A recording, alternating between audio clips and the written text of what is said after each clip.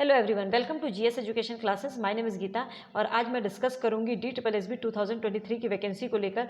मतलब कि आप लोगों के लिए एक बहुत बड़ी गुड न्यूज़ है और ये बहुत ही एक अच्छा मौका है आप लोगों को इसके तैयारी करने के लिए। तो आप लोगों ने देखा होगा, यूट्यूब पर जो देख रहे होंगे, बहुत दिनों से इसके बारे में बताया जा रहा था और मैंने इसमें वीडियो नहीं डाला था। इसका रीज़न था कि जब तक मुझे खुद श्योरिटी नहीं होती है, मैं नहीं चाहती कि आप लोगों को ऐसे ही न्यूज़ मिले और आप भ्रम में पड़े। तो इसके बारे में आप लोगों को ऑथेंटिक वो भी दिखाऊंगी जो न्यूज़पेपर में आया था। तो ये जो न्यूज़ है ये करेक्ट है और मेरी कोशिश रहती है कि आपको ऑथेंटिक चीज़ें ही पता चले, जिससे कि आप लोग भ्रमित ना हो।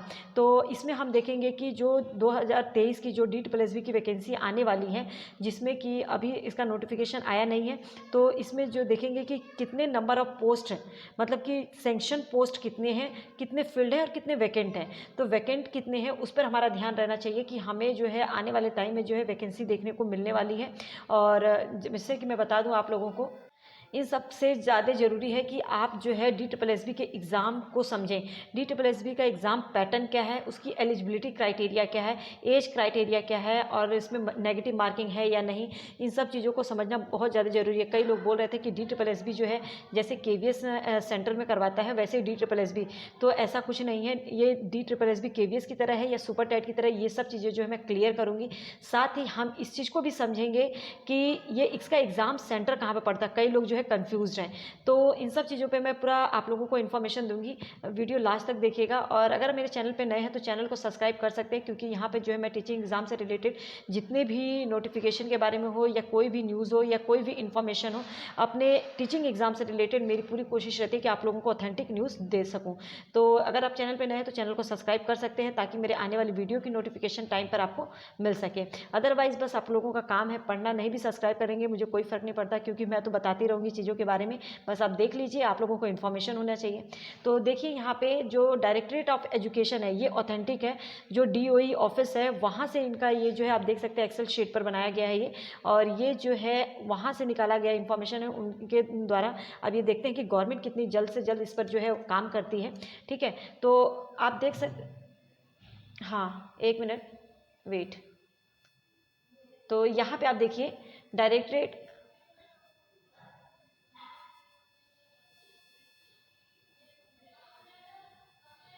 हाँ एक मिनट पेन ले लेते हैं, हो गया।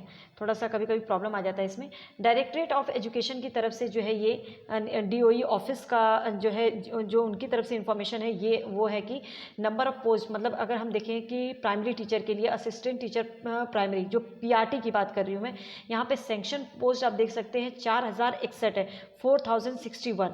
तो और इसमें से नंबर ऑफ पोस्ट जो फिल्ड है वो देख सकते हैं 2982 पोस्ट जो है फिल्ड है, मतलब कि 1079 पोस्ट जो है अभी भी वैकेंट है। तो PRT की वैकेंसी जो है देखने को मिलेगी, ये तो उन्होंने निकाला है, अभी और भी कितने होंगे वो तो देखने पर पता चलेगा जब नोटिफिकेशन आएगा। ठीक है, असिस्टेंट टीचर नर्सरी के लिए अगर देखें तो 925 जो है पूरा सेंक्शन पोस्ट है, जिसमें कि फील्ड कितना है 772, मतलब 153 इसमें भी खाली है। ऐसे ही TGT के लिए अगर हम बात करें तो TGT में आप देख सकते हैं 10,956 पोस्ट जो है वैकेंट है। ऐसे ही TGT स्पेशल एजुकेटर जो है उनके लिए भी 951 जो है पोस्ट जो है अभी बाकी है, वैकेंट है। 376 जो है ये कंप्यूटर टीचर के लिए है। फिजिकल एजुकेशन टीचर जो है उनकी भी पोस्ट कितनी वैकेंट है 463। म्यूजिक टीचर का भी जो है 182। पोस्ट ग्रेजुएट टीचर जो है PGT वाले उनके लिए भी 638 अभी भी पोस्ट जो है बाकी हैं। ठीक है, TGT डोमेस्टिक साइंस, अब देखिए TGT जो है TGT मतलब कि जो टीचर हैं, अगर ट्रेन ग्रेजुएट टीचर की बात करें तो इसमें बहुत सारे आ जाते हैं, TGT SST TGT science TGT English Hindi, इस तरह से अलग अलग होते हैं। तो सबका मिला के जो है 10,956 है। ठीक है, इसी तरह से PGT का भी समझिएगा। ऐसे इकोनॉमिक्स PGT इकोनॉमिक्स होता है, PGT इंग्लिश होता है, PGT हिंदी होता है, PGT आपका फिजिक्स होता है। ऐसे ही मतलब कि अलग अलग सब्जेक्ट के होते हैं। तो ये जो पूरा पोस्ट है जो है ये मिला के हैं 638, इस चीज़ को समझिएगा। अब यहाँ पे अगर हम बात करें डोमेस्टिक साइंस का तो कितना है 368 है। ड्राइंग टीचर का भी पोस्ट खाली है। आप यहाँ से को पता चल सकता है कि आप इसमें मतलब आपको कितना मेहनत करनी है, किन किन टीचर्स के लिए जो पोस्ट वैकेंट है। ठीक है, तो ये चीज़ें जरूर याद रखिएगा। जैसे ड्राइंग का 572, योगा टीचर भी 496 पोस्ट जो है वैकेंट है, उनके लिए एक बहुत बड़ी अपॉर्चुनिटी है योगा टीचर्स के लिए, लाइब्रेरियन के लिए अगर आपने लाइब्रेरी वाला कोर्स नहीं किया तो वो भी कर लीजिए, जो करना चाहते हैं इंटरेस्टेड है कर सकते हैं, उनके लिए भी। अब तो देखिए ये तो आने वाली वैकेंसी है, लेकिन एक बहुत बड़ा अपॉर्चुनिटी रहता है जो लाइब्रेरियन है, तो लाइब्रेरियन के लिए भी 312 पोस्ट जो है खाली है। अगर हम टोटल देखें तो 16,546 पोस्ट जो है क्या है, वैकेंट है DSSB।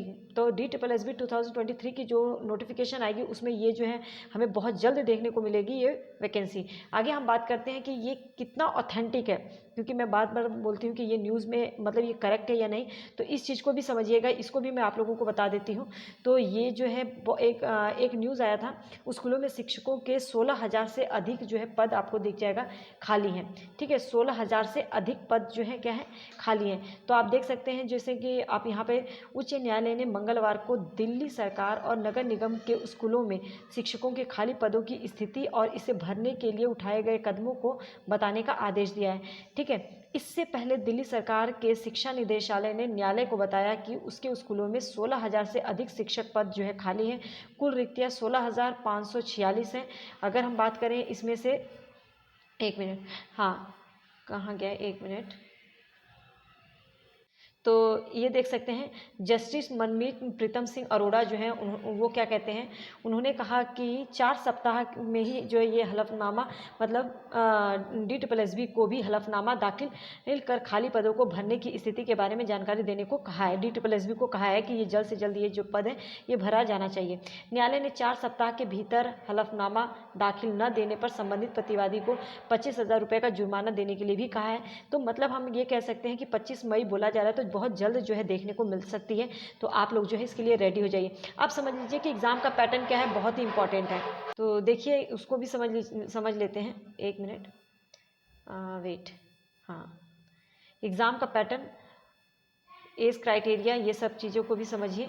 यहाँ पे आप, हाँ, सबसे पहले देखिए, तो अगर मैं DSSB के एग्ज़ाम पैटर्न की बात करूँ तो आप इसमें सबसे पहले क्या देखेंगे कि TGT, PGT, PRT, ये तीनों का जो है DSSB का, मैं जो इन तीनों का भी आपको क्लियर करूँगी, TGT, PGT, PRT। अगर मैं PRT की बात करूँ तो PRT में जो है एक पार्ट 1 होता है, पार्ट B।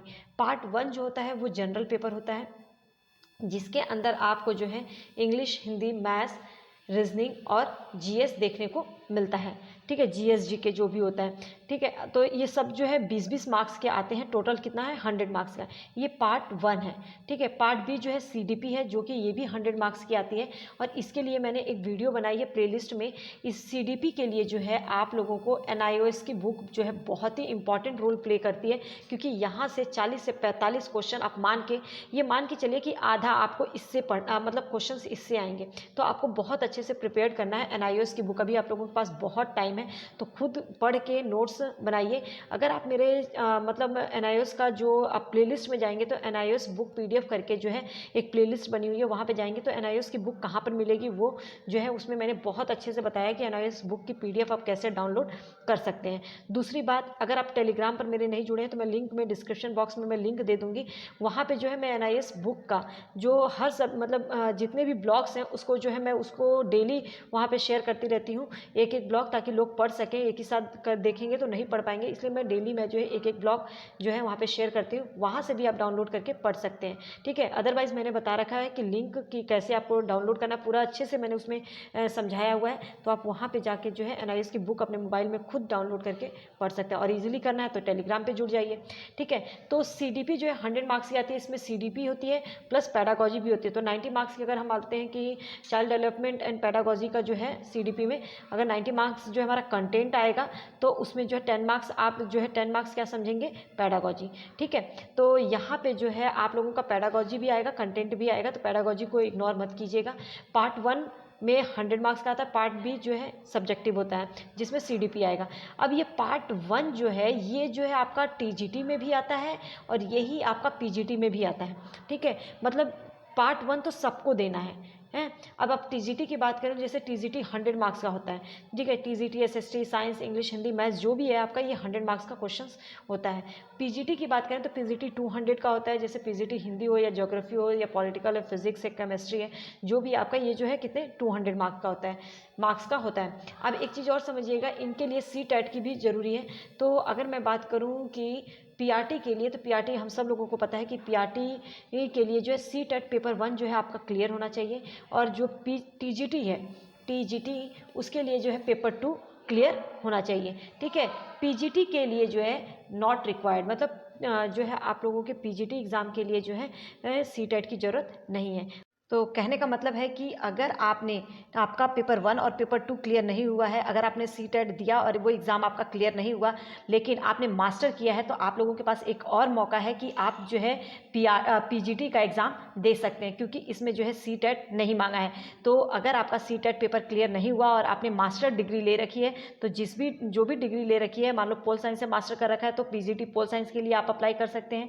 आपने हिस्ट्री से कर रखा है, जो भी आपका फिजिक्स है, जो भी सब्जेक्ट है, इंग्लिश हिंदी, तो आप जो है PGT के लिए फॉर्म भर सकते हैं। तो यहाँ पे अगर आपका CTET का पेपर नहीं निकला, CTET पेपर 1 और 2 आप उसमें से एक भी नहीं निकला है, तो आप PGT के लिए जो है इसमें फॉर्म जरूर फिल कीजिएगा। अगर आपने मास्टर कर रखा है तो निराश होने की ज़रूरत नहीं है। आगे देखते हैं। अब बात कर लेते हैं एलिजिबिलिटी। अगर हम PRT की बात करते हैं, देखो जनरल पहले बताऊंगी। अगर PRT की बात करते हैं तो 12th में 50% आपका होना बहुत ज़रूरी है। अगर दिल्ली के लिए आपका जो है, दिल्ली में आपका PRT के लिए जो है B.Ed वाले भी एलिजिबल हैं, BTC वाले भी, DLED और BLED। ये आपने कुछ भी जो है टीचिंग कोर्स किया है, मतलब डिग्री ली है, तो आप जो है PRT के लिए एलिजिबल हैं DSSB के एग्ज़ाम में। ठीक है, और अगर मैं TGT की बात करूँ, तो TGT में जो है ग्रेजुएशन में आपका 50% होना चाहिए एग्रीगेट, मतलब जिस सब्जेक्ट से आपको भरना है उस सब्जेक्ट का तीनों साल में मिला के जो एग्रीगेट बनता है वो 50% आपका होना चाहिए, प्लस आपका B.Ed होना चाहिए। B.Ed करेंगे तभी CTET का एग्जाम देंगे। CTET पेपर 2 क्लियर होना चाहिए, 50% मार्क्स जो है ग्रेजुएशन में होना चाहिए। ठीक है, यहाँ पे अगर हम SC अगर मैं SC ST और OBC की बात करूँ, तो शायद इसके अंदर आप लोगों को छूट है 45% है। ठीक है, लेकिन ये जो SC ST OBC जो है वो सर्टिफिकेट जो होता है वो दिल्ली का होना चाहिए, किसी अदर स्टेट का नहीं होना चाहिए। और DSSB जो है, इतना याद रखिएगा, DSSB जो एग्ज़ाम है ये दिल्ली करवाता है, दिल्ली में होता है। इसका जो एग्ज़ाम सेंटर होता है वो भी आपका जो है दिल्ली में ही पड़ता है, मतलब दिल्ली और दिल्ली NCR में। ठीक है, तो ये जो है KVS की तरह नहीं है। KVS तो सेंटर में कहीं पर भी ऑल ओवर इंडिया में आपको कहीं पर भी भेज सकता है, लेकिन DSSB का जो एग्ज़ाम होगा उसका सेंटर भी DSSB में यहीं पर होगा, सेंटर भी दिल्ली में होगा। और जब आपकी अपॉइंटमेंट, मतलब आपकी ज्वाइनिंग होगी, वो दिल्ली में ही आपको जॉब मिलेगी। ठीक है, आगे देखते हैं। इसमें एक चीज़ और समझिएगा, इसमें नेगेटिव मार्किंग का, तो इसमें नेगेटिव मार्किंग है 0.25, मतलब 1/4 मार्क्स जो है नेगेटिव मार्किंग में जाता है। अगर आपने 4 क्वेश्चन सही किए हैं, ठीक है, और आप अगले 4 क्वेश्चन आपके गलत हो गए, तो 4 क्वेश्चन अगर 0.25 हम मिलाएं, तो ये जो है हमारा इंटू 4, तो ये 100 हो जाता है। मतलब 1 मार्क्स जो है आपके 4 सही में से कट जाते हैं। ठीक है, तो ये जो है 1/4 मार्क्स जो है, मतलब 0.25 जो है नेगेटिव मार्किंग होती है, उस सही वाले मार्क, जो सही नंबर होता है, सही वाला क्वेश्चन होता है, उसी में से कटता है। ठीक है, यहाँ तक तो चीज़ें आप लोगों को क्लियर हो गई होंगी। एज की अगर बात करें, तो एज जो है सभी के लिए, TGT हो, PGT हो, PRT हो, सबके लिए जो है 30 ईयर्स कर दिया गया है। लेकिन वुमेंस के लिए कुछ छूट है, वो भी मैं आप लोगों को बहुत जल्द बताऊंगी, क्योंकि ऐसे ही अगर मैं बताऊं तो कोई मतलब नहीं है। लेकिन हाँ, SC ST OBC, जो OBC है उनको +3 और इसमें हो जाता है इंक्रीज। ठीक है, 30 मतलब 33 हो जाएगा। और शायद SC ST के लिए जो है वो जो है मेरे हिसाब से वो उसमें और 3 ईयर्स बढ़ जाता है। तो ये जो है आप जनरल जो है 30 ईयर्स मान के चलिए, जो जनरल वाले हैं। बाकी सबके लिए तो छूट है ही थोड़ा, जो दिल्ली से SC ST और OBC उनके लिए छूट है, और वुमेंस के लिए भी छूट है। वो मुझे जो है देखना पड़ेगा कि कितना वो छूट है, किस किस एग्ज़ाम में कितना। ठीक है, उसको मैं जो है यहाँ पर मैं लिखना भूल गई थी। वैसे ज़्यादा नहीं होगा, 2-3 साल का ही गैप होगा, वैसे 2-3 साल ही देंगे वो, ज़्यादा इससे ज़्यादा देंगे नहीं। एग्ज़ाम सिटी तो मैंने बता दिया, दिल्ली और दिल्ली NCR में पड़ता है। एग्ज़ाम मोड जो होता है वो ऑनलाइन होता है आप लोगों का एग्ज़ाम। और क्वालिफाइंग मार्क्स बहुत ही इंपॉर्टेंट है, जो इसमें क्वालिफाइंग मार्क्स होता है, तो उसको समझिएगा, जो पार्ट 1 है, पार्ट 1 को अलग से क्लियर करना पड़ता है, और पार्ट B वो भी अलग से। मतलब पार्ट 1 में आपके 40% आने चाहिए, और पार्ट B में भी 40% आने चाहिए, तभी आप कहीं जाके मेरिट लिस्ट में बैठ पाते हैं। 40% आपका यहाँ पर आ गया तब, और 40% यहाँ पर आ गया, तभी जो है आप लोग जो है पास माने जाते हैं और आगे मेरिट में बैठते हैं। अगर यहाँ पे ये 39 आ गया और यहाँ पे 70% आए, तो इसका कोई मतलब नहीं रहेगा, याद रखिएगा। और या तो यहाँ पे आपका 40% आया और यहाँ पे 39 आया, इसका भी कोई मतलब नहीं होगा। अलग से 40% दोनों में ही आना आपका बहुत ज़्यादा ज़रूरी है। उम्मीद करती हूँ कि हर चीज़ जो है आपको अच्छे से क्लियर हो गया होगा। अगर कोई भी डाउट हो आप कमेंट सेक्शन में पूछ सकते हैं, ठीक है।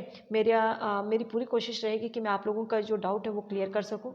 All the best. बस पढ़ते रहिए, कहीं से भी पढ़िए, हमारा मेन फोकस जो है वो एग्ज़ाम क्लियर करने से होना चाहिए। All the best.